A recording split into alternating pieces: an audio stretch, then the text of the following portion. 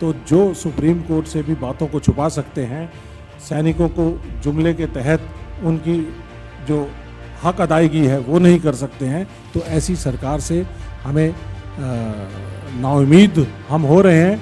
और इसीलिए मुझे लगता है कि 2024 के अंदर इनको यहाँ से हटाया जाएगा और एक्स सर्विसमैन कम्युनिटी पूरी तरह से इनको उठाएगी।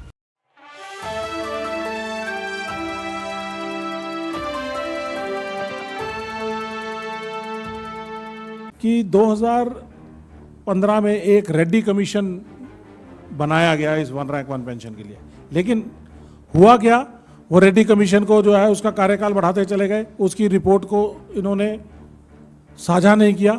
सुप्रीम कोर्ट में केस चलता रहा, उस सुप्रीम कोर्ट के अंदर भी केस ऑनरेबल सुप्रीम कोर्ट से छुपाया गया रेड्डी कमीशन की रिकमेंडेशन को।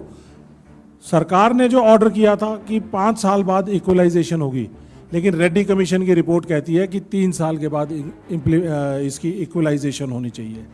तो इसका मतलब सरकार ने ऑनरेबल सुप्रीम कोर्ट से तथ्यों को छुपाया, और जब ये 2022 में जो ऑर्डर आया है तो उसके अंदर सुप्रीम कोर्ट को इस बारे में जानकारी नहीं दी गई है। तो जो सुप्रीम कोर्ट से भी बातों को छुपा सकते हैं, सैनिकों को जुमले के तहत उनकी जो हक अदायगी है वो नहीं कर सकते हैं, तो ऐसी सरकार से हमें नाउम्मीद हम हो रहे हैं। और इसीलिए मुझे लगता है कि 2024 के अंदर इनको यहाँ से हटाया जाएगा और एक्स सर्विसमैन कम्युनिटी पूरी की 2015 में एक रेड्डी कमीशन बनाया गया इस वन रैंक वन पेंशन के लिए, लेकिन हुआ क्या, वो रेड्डी कमीशन को जो है उसका कार्यकाल बढ़ाते चले गए, उसकी रिपोर्ट को इन्होंने साझा नहीं किया। सुप्रीम कोर्ट में केस चलता रहा, उस सुप्रीम कोर्ट के अंदर भी केस ऑनरेबल सुप्रीम कोर्ट से छुपाया गया रेड्डी कमीशन की रिकमेंडेशन को। सरकार ने जो ऑर्डर किया था कि 5 साल बाद इक्वलाइजेशन होगी, लेकिन रेड्डी कमीशन की रिपोर्ट कहती है कि 3 साल के बाद इसकी इक्वलाइजेशन होनी चाहिए।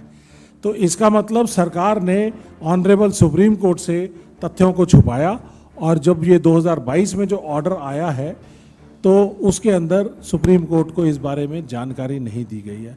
तो जो सुप्रीम कोर्ट से भी बातों को छुपा सकते हैं, सैनिकों को जुमले के तहत उनकी जो हक अदायगी है वो नहीं कर सकते हैं, तो ऐसी सरकार से हमें नाउम्मीद हम हो रहे हैं। और इसीलिए मुझे लगता है कि 2024 के अंदर इनको यहाँ से हटाया जाएगा और एक्स सर्विसमैन कम्युनिटी पूरी तरह से इनको उठाएगी।